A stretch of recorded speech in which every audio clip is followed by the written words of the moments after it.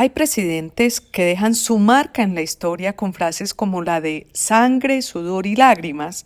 Ese fue el canto de batalla con el que Winston Churchill les anunció a los británicos la difícil guerra que se les venía para enfrentar a Hitler. Y hay algún otro que tal vez también será recordado por una frase igualmente corta: chu, chu, chu. Una expresión que, además de ser tendencia en redes sociales, es el resumen de cómo el presidente Gustavo Petro le dio el golpe de gracia a un sistema de salud que ha ayudado a salvar muchas vidas en Colombia. El anuncio que hizo ayer la EPS Sura de que le pedirá al gobierno que acepte su retiro voluntario del sistema de salud cayó como un baldado de agua fría en el país, pero sobre todo produjo un tremendo desconsuelo en Antioquia, en donde están la mayoría de sus más de 5 millones de afiliados. No solo se pierde una empresa que ha sido ejemplo en la atención en salud de calidad, sino que, si se suma esto a la intervención de Sanitas, el país parece que ya empezó a recorrer el camino sin retorno de la destrucción del sistema de salud que hemos disfrutado y agradecido en los últimos 34 años. Esa inolvidable frase, chu, chu, chu, la dijo Petro en la primera entrevista que dio como presidente al periodista Daniel Coronel. Dijo él: si yo quisiera acabar la EPS, ¿sabe qué hago? No presento el proyecto de reforma. Dejo que pase lo que esté pasando. Y chu, chu, chu, eso es un dominó. Simplemente EPS quebrada, sus afiliados tienen que pasar a las que quedan y esa se cae, entonces los afiliados tienen que pasar a la que queda y así sucesivamente.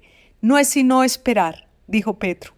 Efectivamente, el presidente Petro lo único que hizo fue esperar a que se destruyera el sistema, como si para eso lo hubieran elegido los colombianos, para esperar. Tal vez alguien que le hable al oído al presidente podría decirle que el oficio de gobernar consiste en encontrar soluciones a problemas difíciles, no en ser un convidado de piedra de la catástrofe. Ha dicho el presidente que él propuso una reforma y que el Congreso no la aprobó, pero en democracia el gobernante tiene que tener prevista la solución. Es responsable tanto por acción como por omisión. Además, así el Congreso le hubiera aprobado la reforma, es altamente probable que estaríamos llenos de incertidumbre, porque el gobierno ha demostrado ser incapaz de poner a funcionar un sistema de salud, o si no, que lo digan los maestros.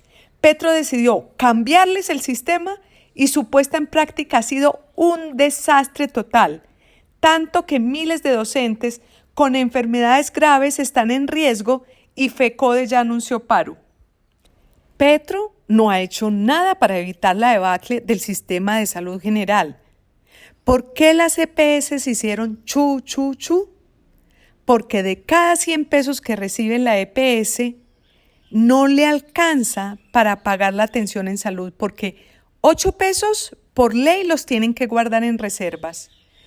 3 pesos con 80 se van a gastos administrativos y quedan solo 88 pesos para pagar la atención en salud, y esa atención en salud cuesta ahora 97 pesos y a veces cuesta incluso más de 100 pesos. Es decir, hay un déficit al menos de 9 pesos por cada 100 pesos que le manda el gobierno a las EPS.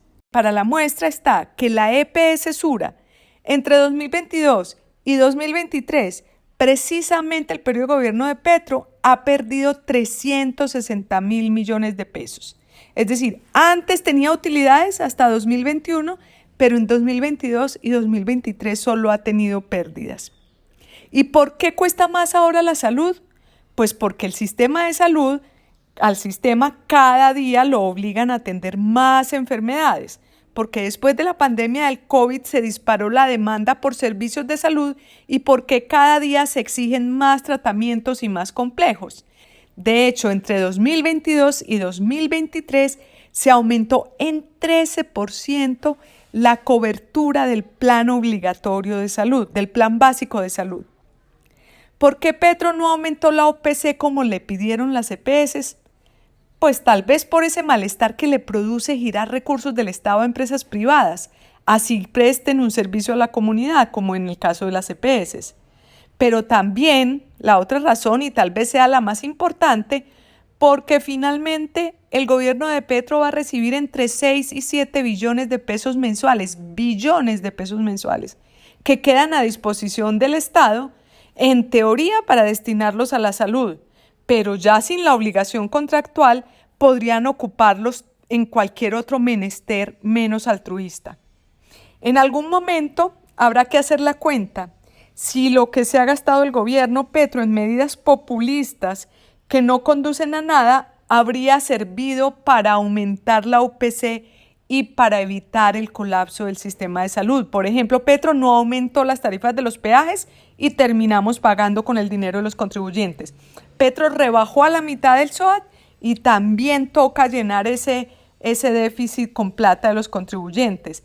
Descartó irregularmente el contrato de pasaportes y eso le cuesta una plata al Estado.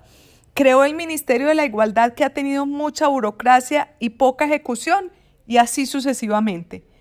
Es una paradoja lo que está ocurriendo en Colombia. El gobierno de Gustavo Petro, que llegó al poder subiéndose en los hombros de los más desfavorecidos, pasará a la historia como el mismo que acabó con uno de los programas sociales más revolucionarios del país, nuestro sistema de salud. Todos somos o seremos pacientes, y de los pacientes, los que más padecen con estos cambios son los más vulnerables. Bonito esto del cambio.